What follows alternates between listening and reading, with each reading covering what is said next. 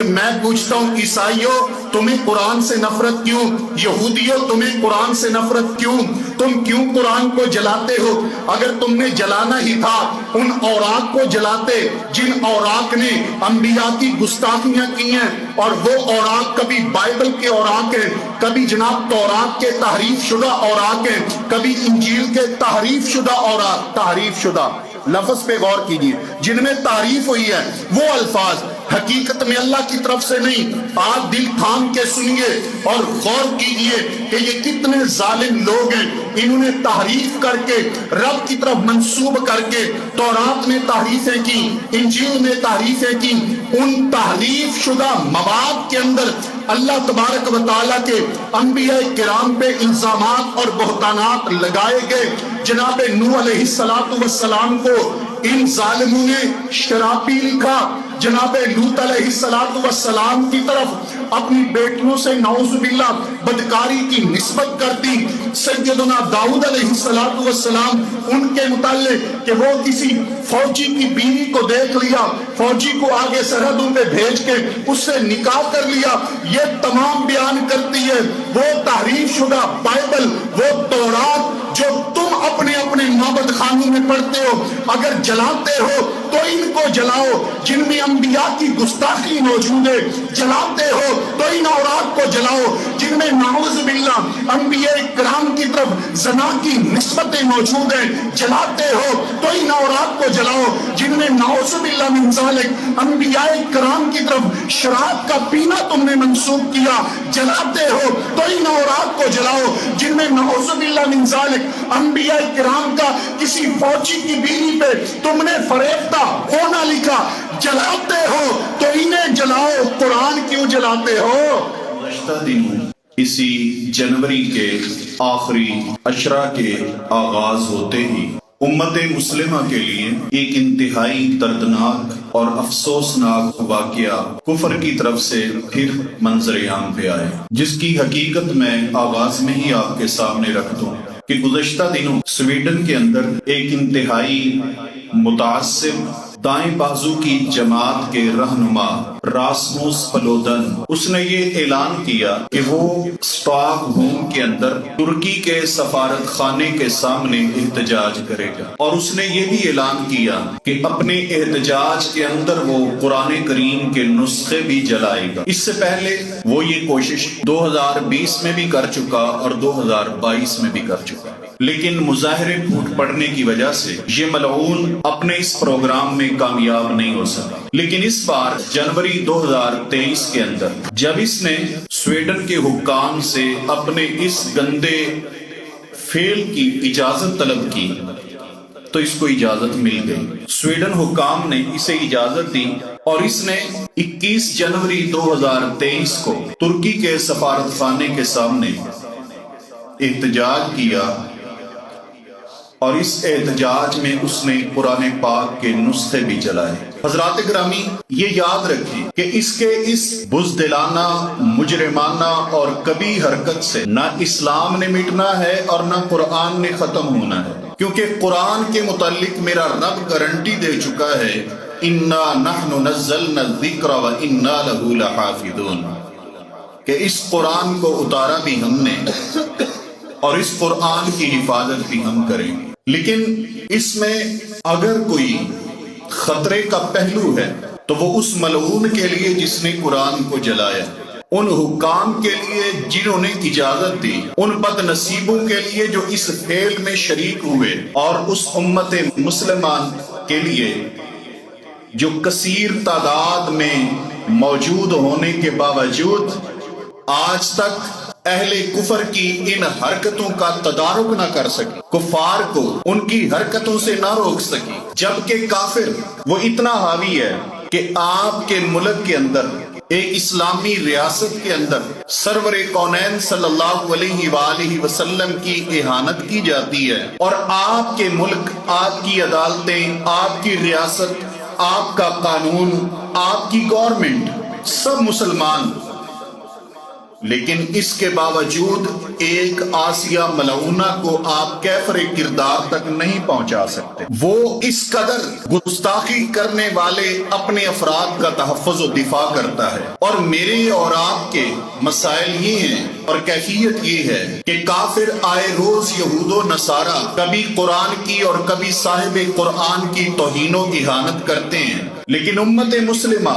اثر و رسوخ کے باوجود، سونے چاندی کے ذخائر سے مالا مال ہونے کے باوجود، تیل کی وافر مقدار میں ملکیت ہونے کے باوجود، ایٹمی قوتیں ہونے کے باوجود، افراطی قوتیں ہونے کے باوجود، ان کافروں کے سامنے ایک مؤثر احتجاج تک نہیں کر سکتی کہ یہ اپنی حرکتوں سے باز آ جائیں۔ احتجاج بھی نہیں، بائیکاٹ بھی نہیں۔ واجب الاحترام ساتھیوں، آج کے خطبہ جمعۃ المبارک میں اہل کفر کے سامنے اور پھر اس کے ساتھ ساتھ اہل اسلام کے سامنے بھی قرآن کریم کا وہ حسین چہرہ رکھنا چاہتا ہوں کہ قرآن پاک اگرچہ اترنے والی کتاب مصطفیٰ کے سینے پر ہے، اگرچہ اول مخاطبین اس کے مسلمان ہیں، قرآن کریم اگرچہ اس کے احکام کو ماننے والا ایک مومن صاحب ایمان اور مسلمان ہے، لیکن قرآن کسی مذہب کی توہین نہیں کرتا۔ ان کے غلط عقیدے اور نظریات ضرور بیان کرتا ہے، لیکن قرآن کسی مذہب کی توہین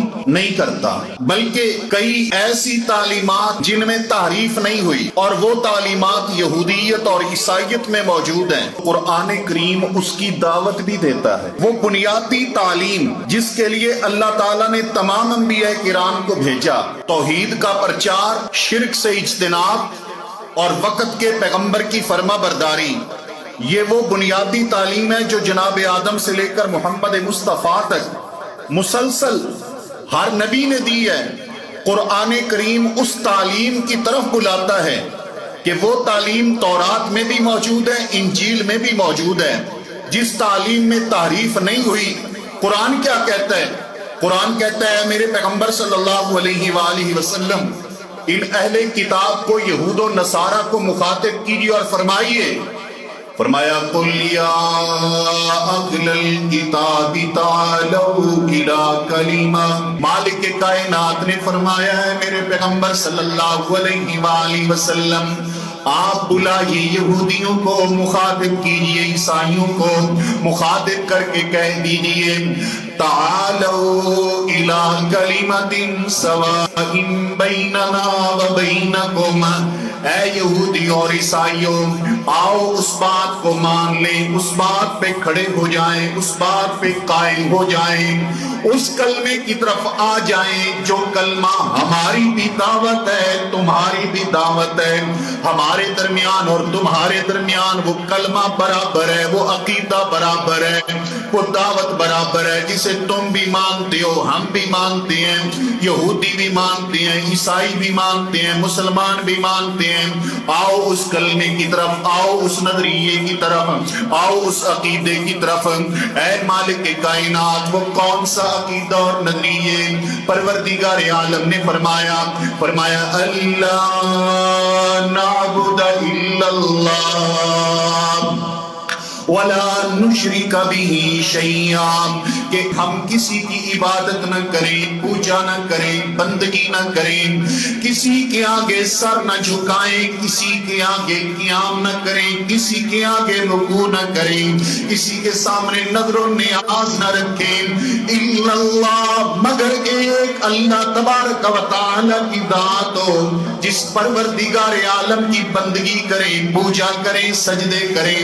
یہ عقیدہ تمہارا بھی ہے، یہ عقیدہ ہمارا بھی ہے۔ خالق کائنات نے کیا فرمایا؟ میرے پیغمبر کہہ دیجئے یہ عقیدہ اللہ نعبد الا اللہ، یہ دعوت کس کی تھی؟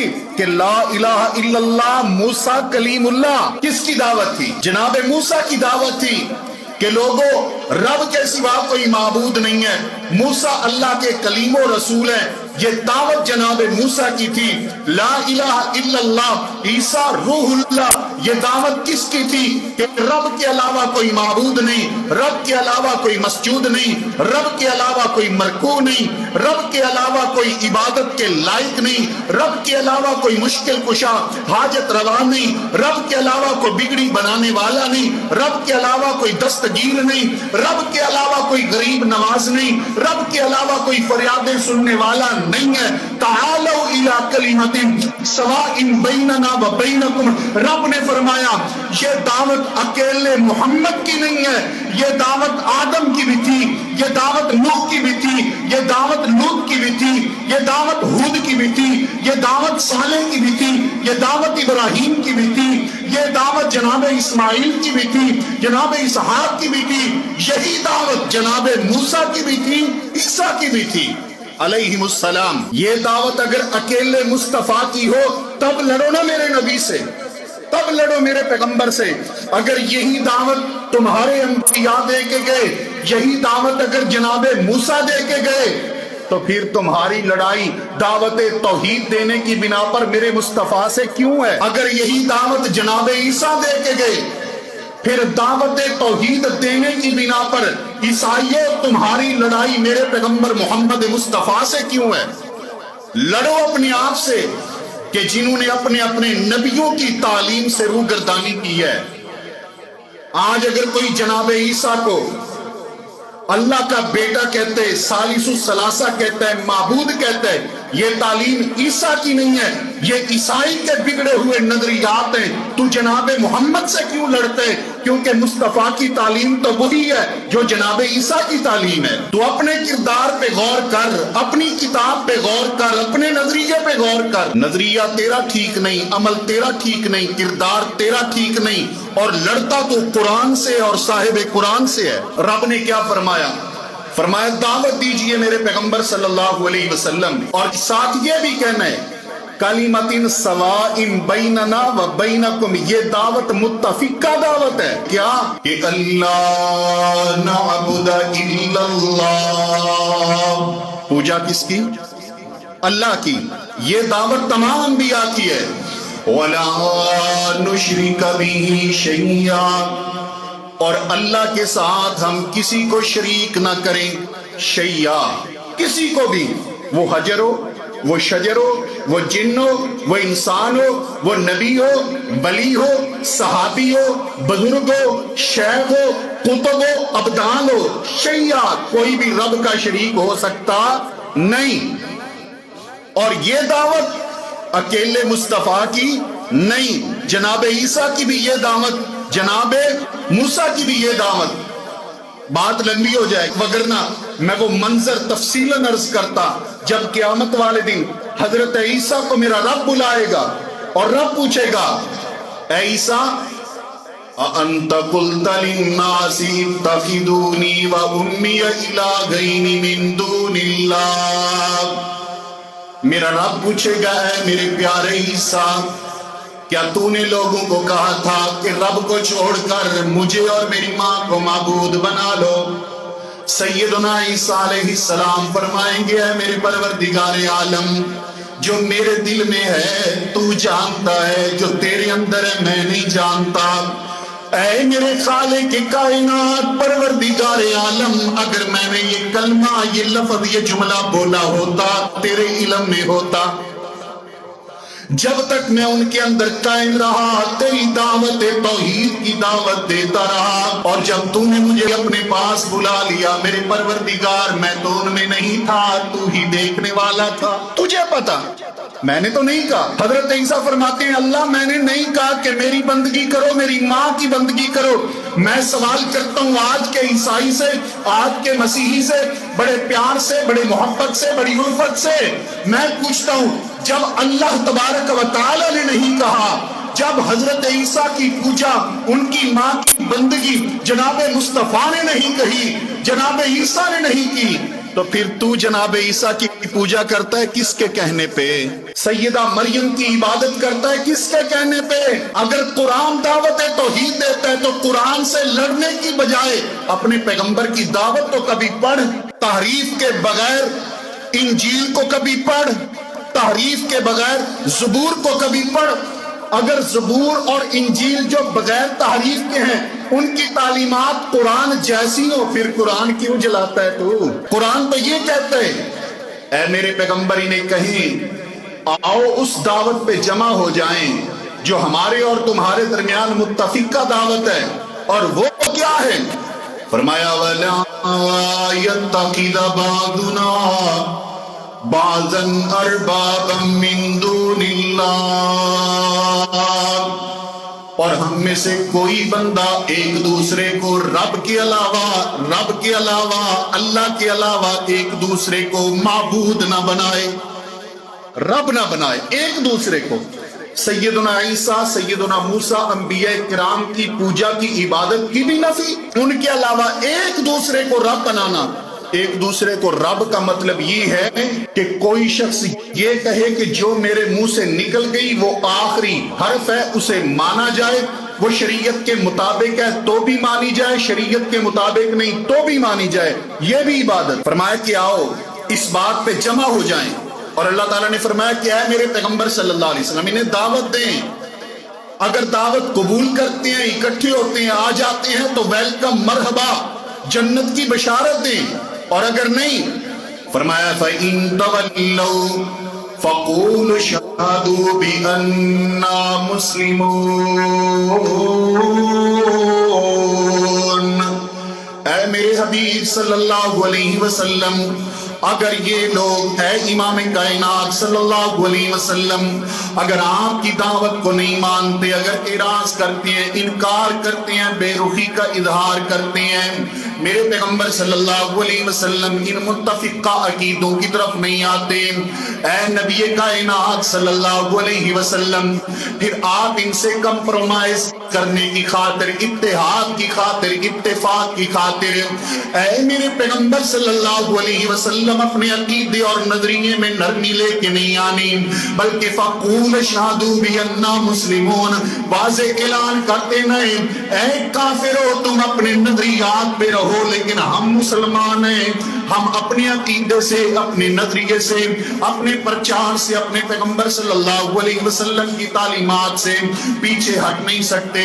میرے دوستوں اور بزرگوں، ذرا غور کیجئے، میں عرض کر رہا ہوں کہ قرآن کریم اتنی پیاری کتاب ہے، قرآن ہر مذہب کا احترام کرتا ہے، ہر جنابے والا ہر نظریے کا احترام کرتا ہے اگر وہ نبیوں کا دیا ہوا ہے۔ میرے بھائیوں غور کیجئے، قرآن کریم ہر پیغمبر کا احترام کرتا ہے، حتیٰ کہ قرآن کریم سے تم نفرت کیوں کرتے ہو؟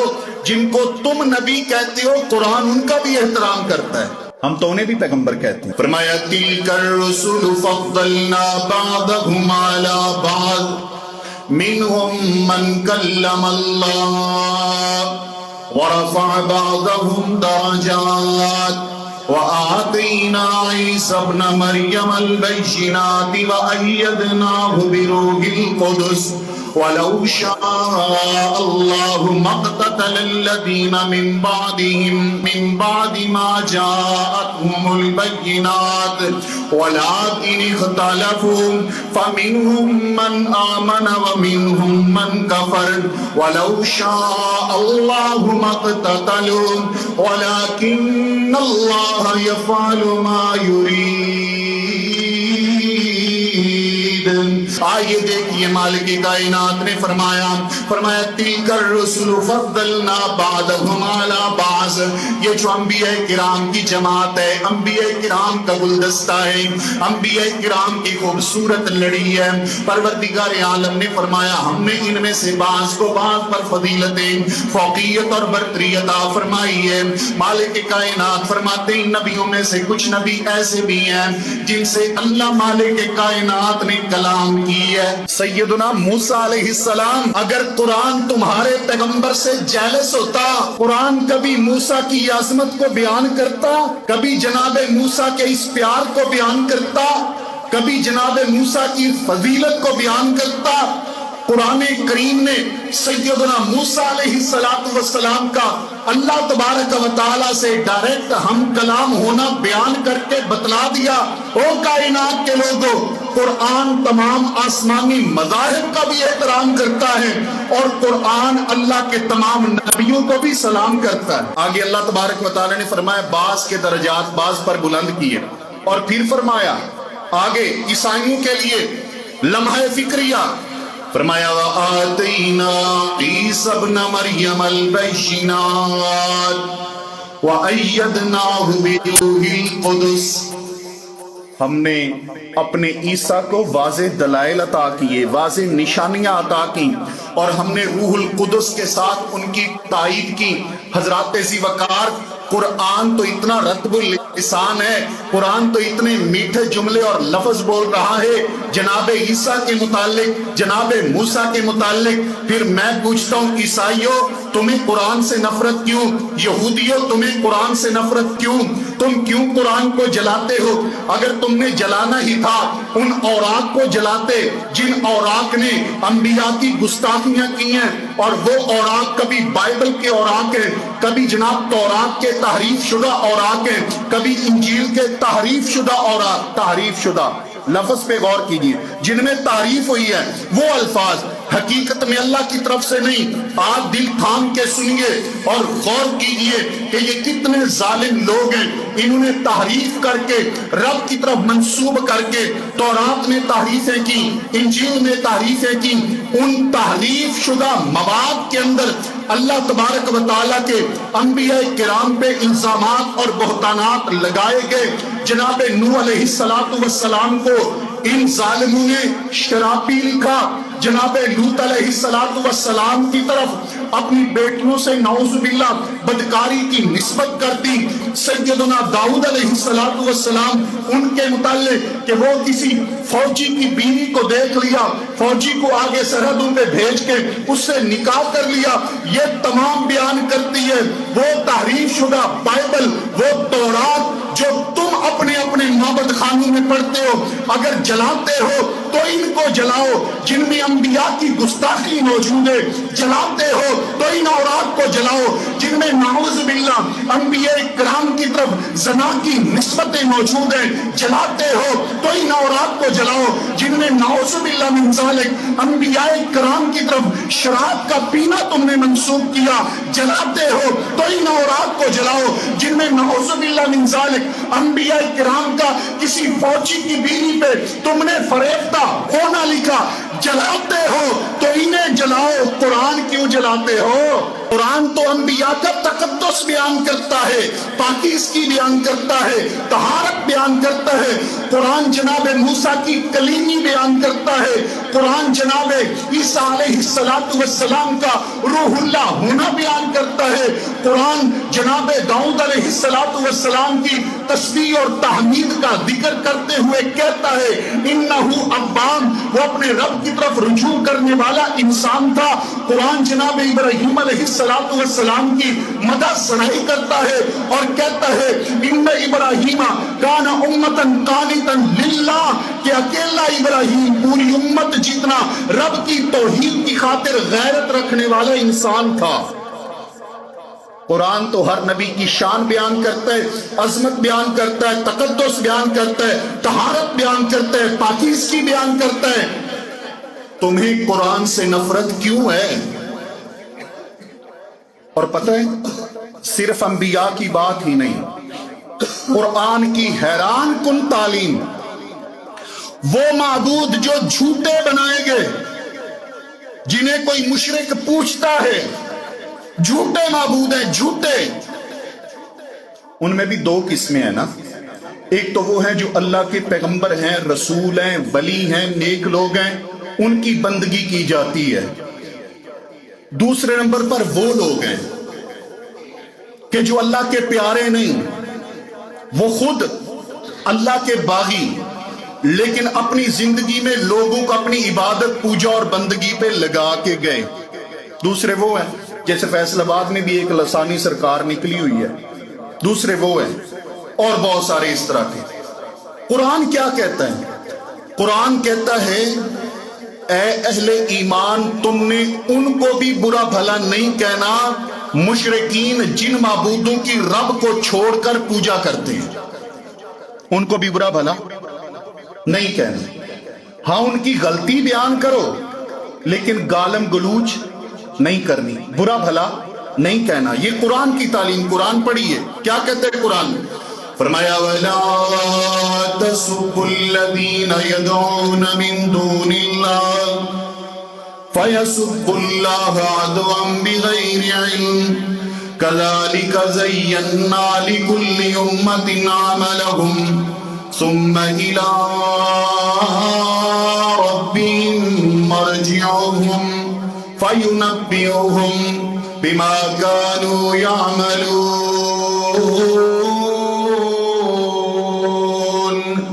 مالک کائنات نے فرمایا اے میرے پیغمبر کا کلمہ پڑھنے والوں مسلمانوں، کبھی ان لوگوں کو گالی نہیں دینی جن کی رب کے سوا پوجا کی جاتی ہے. ان کو گالی نہیں دینی، انہیں گالی نہیں دینی. اس لیے آپ اسلام پڑھ لیجئے. آپ کے قریب میں ہندو جتنے معبودوں کی پوجا کرتا ہے، اسلام کی تعلیم میں آپ کو ان کے لیے گالی نہیں ملے گی، گالی نہیں ملے گی. یہ قرآن کی اسلام کی تعلیم ہے. فرمایا کہ اگر تم ان کو گالی دو گے بدلے میں وہ تمہارے سچے رب کو گالی دیں. وہ تو سچا ہے، وہ جھوٹے ہیں تو وہ تو سچا ہے. اس لیے ہر امت کے لیے ہم نے ان کے عمل کو مزین کر دیا. قیامت والے دن اپنے اعمال کا وہ ضرور جواب دیں گے. محترم ساتھیو، ان یہودیوں اور عیسائیوں کے کیا کہیں؟ یہ وہ ظالم لوگ ہیں جو ہمارے پیغمبر، ہماری کتاب کی گستاخی تو دور کی بات ہے، یہ اپنے پیغمبر کی ان کی زندگی میں گستاخیاں کرتے رہے ہیں، اپنے نبی کی ان کی زندگی میں. اور اللہ تبارک و تعالی نے ان کی حرکات سے خبردار کر دیا اہل ایمان کو. اللہ نے کیا فرمایا؟ فرمایا یا ایھا الذین آمنوا لا تکونوا کالذین آذوا موسیٰ فبرأہ اللہ مما قالوا وکان عند اللہ وجیہا.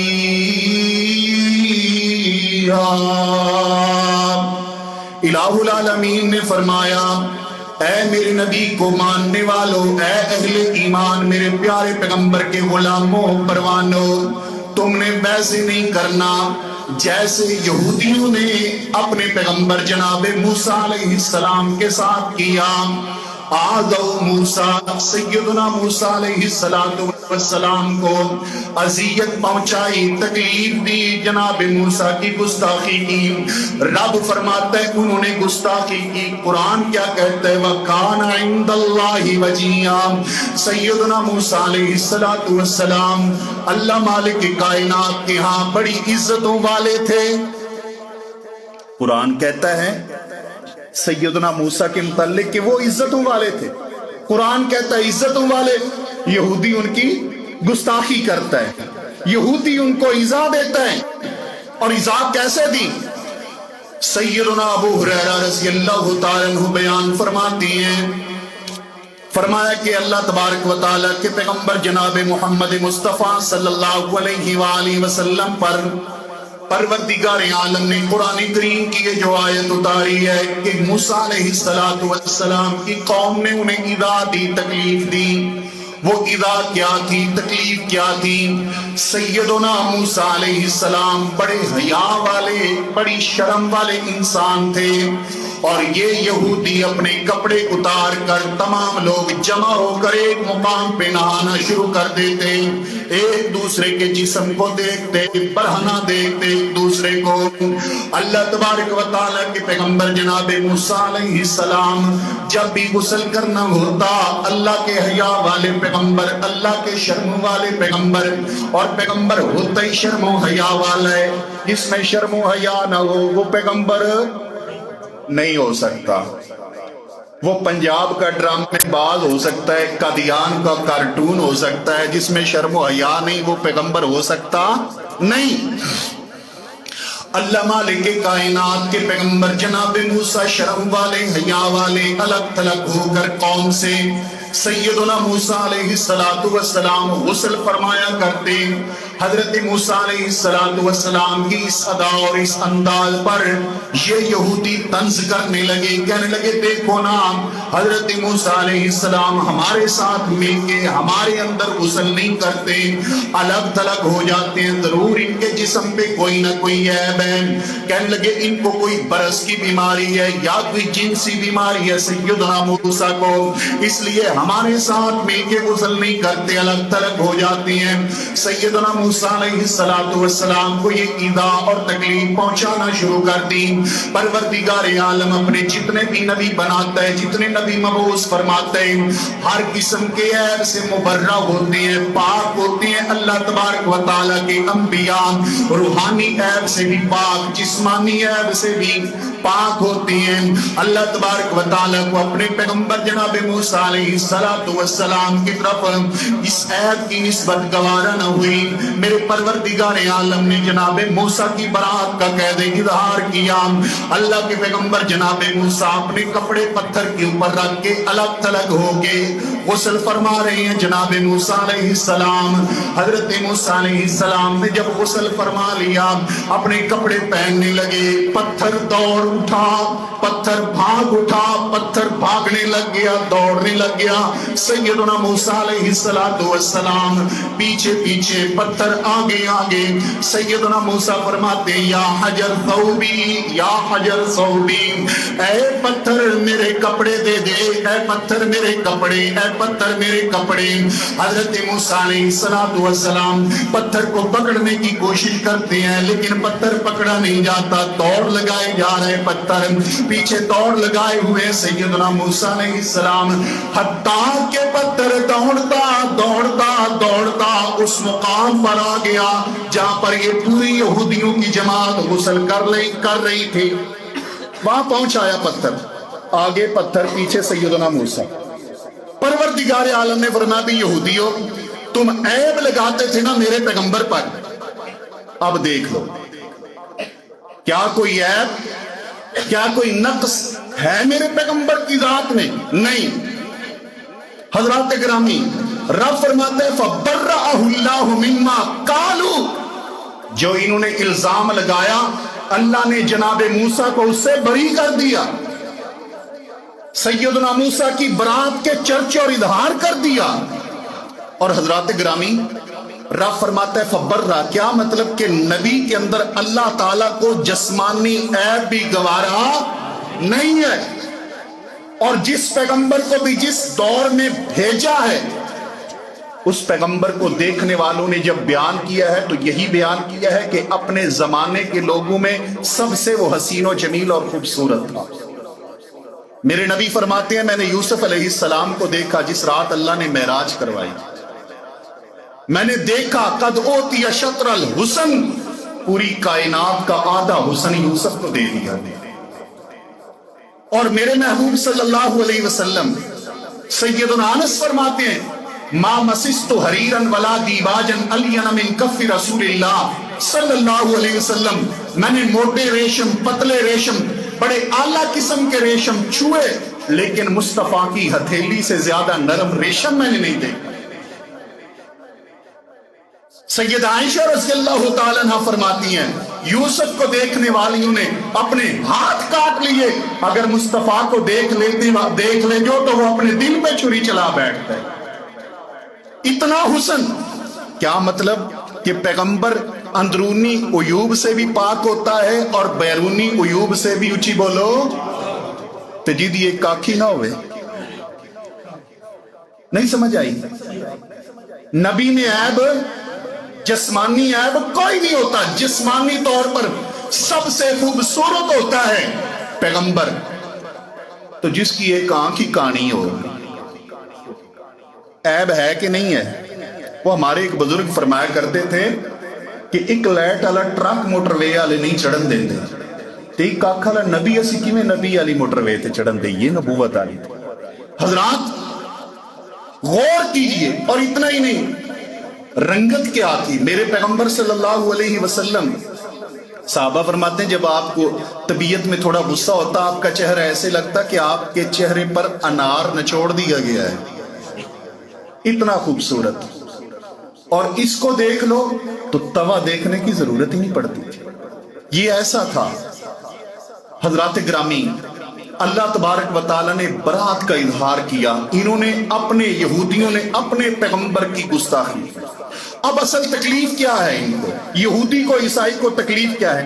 وہ تکلیف ہے تاثیر قرآن سے، قرآن کے اثر سے، کہ قرآن ایک ایسی کتاب ہے کہ جو اس کو سن لیتا ہے وہ اسی کا ہو جاتا ہے۔ ان کے آباء و اجداد نے، یہودیوں نے سنا وہ قرآن کے ہو گئے، عیسائیوں نے جب سنا قرآن کو تعصب کی اینک اتار کر عیسائیت چھوڑ کر اسلام میں آ گئے، اور دور حاضر میں بڑے بڑے کافر سیاستدان، حکمران، کھلاڑی اور اداکار جو گند اور غلاظت کی دنیا کو چھوڑ کر اسلام کی طرف آ رہے ہیں، یہی کفر کو تکلیف ہے، اور یہ قرآن کریم فرقان حمید کی تاثیر ہے۔ اور یہ کہتے ہیں کہ جلا کے قرآن کو ہم ختم کر لیں گے، یہ غلط فہمی ہے، کیونکہ اللہ نے قرآن ورقے پہ نہیں اتارا، دل پہ اتارا ہے۔ قرآن کس پہ اتارا ہے؟ دل پہ اتارا ہے قرآن۔ تو تم ورقے سے تو ختم کر لو گے، دل سے کیسے ختم کرو گے؟ اللہ تبارک و تعالیٰ نے جس دل پہ اتارا، پہلے اس دل کو میرے اللہ نے کھولا، اور کیا فرمایا؟ فرمایا أَلَمْ نَشْرَحْ لَكَ صَدْرَكَ وَوَضَعْنَا عَنْكَ وِزْرَكَ الَّذِي أَنْقَضَ ظَهْرَكَ وَرَفَعْنَا لَكَ ذِكْرَكَ۔ پھر مالک کائنات نے اس دل کے اوپر جب قرآن کریم اس سینے میں داخل کیا، دل پہ اتارا، خالق کائنات نے اعلان فرما دیا، فرمایا وَإِنَّهُ لَتَنزِيلُ رَبِّ الْعَالَمِينَ نَزَلَ بِهِ الرُّوحُ الْأَمِينُ عَلَىٰ قَلْبِكَ لِتَكُونَ مِنَ الْمُنذِرِينَ۔ اے میرے پیغمبر، میں نے قرآن تختیوں پہ اتارا ہی نہیں، میں نے تو قرآن ہی مصطفیٰ کے سینے پہ اتارا، دل پہ اتارا۔ اور دل سے کوئی کیسے مٹا سکتا ہے؟ تم قرآن کریم کے دنیا میں موجود تمام نسخے بھی مٹا لو، قرآن تو 7 سال کے بچوں کے سینے میں موجود ہے، کیسے نکالو گے قرآن کو؟ اور یہ قرآن کی تاثیر سے پریشان ہے۔ قرآن کی تاثیر یہ ہے، انسان تو درکنار، جن بھی سن لے تو وہ بھی قرآن کا ہو جاتا ہے۔ اب وقت نہیں، ورنہ رسول پاک صلی اللہ علیہ وسلم کی زبان سے جنات نے قرآن سنا، ان کی کیفیت کیا تھی میں ضرور بیان کرتا، انشاءاللہ پھر کسی موقع پہ آپ کے سامنے رکھوں گا۔ مالک کی کائنات سے دعا ہے، اے پروردگار عالم، اس امت مسلمہ کو بھی قرآن کی طرف آنے کی توفیق عطا فرما، قرآن کی حفاظت کی توفیق عطا فرما۔ اے اللہ، ہمیں اپنے شاعر، اپنے پیغمبر اور اپنے قرآن، خالق کائنات کی ذات، ان تمام ذاتوں کی آبرو اور حرمت، صحابہ کرام رضوان اللہ تعالی علیہم اجمعین کی عظمت اور تقدیس، پروردگار عالم اس کی حفاظت کی توفیق عطا فرما۔ آمین ثم آمین۔ وأقول قولی ھذا وأستغفر اللہ لی ولکم ولسائر المسلمین۔